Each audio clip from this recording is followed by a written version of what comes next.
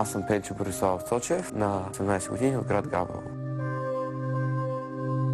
Занимавам се с музика от 10 години, главно като китарист, но последната година и половина също така и пея. И затова точно се явих, да се опитам да покажа, че мога и да пея. Преди 2 години създадох моя собствена група, която се казва DIH. Първоначално бях китарист. След първата година аз станах вокалист на групата. Имам приятелка от 11 месеца. Срещахме се на мястото, където с групата репетирахме.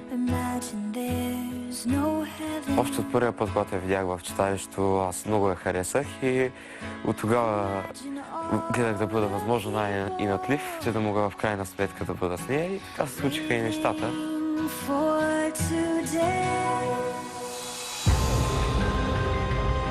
Посвещавам участието си на моята приятелка, защото тя ме подкрепяше още от самото начало и не ми позволя да се откажа тогава, когато бях притеснен.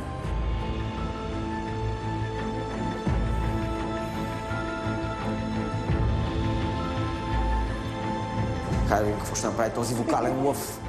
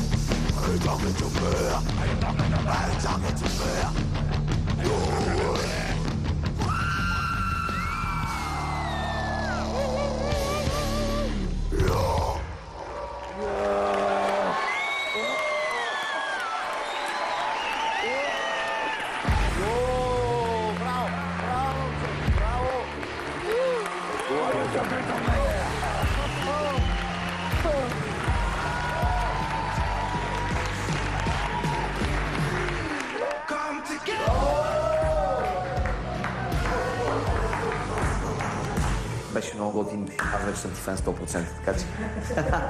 Ево машина. Подобно. Ево готе. Ево готе. Продължавам, разбира се, в моят стил, с моята група, която се казва DIH.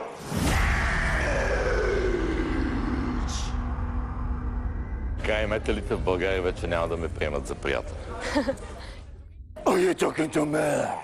Колко се кефеше, Влади, що не се обърна? Are you talking to Оле, me? не ме пуши, продължавам да съм изплашена. Are you talking to me? Ще сънувам кошмар. Аз просто не знам какво бих правила с Кримър. Are you talking to me? Are you talking to me?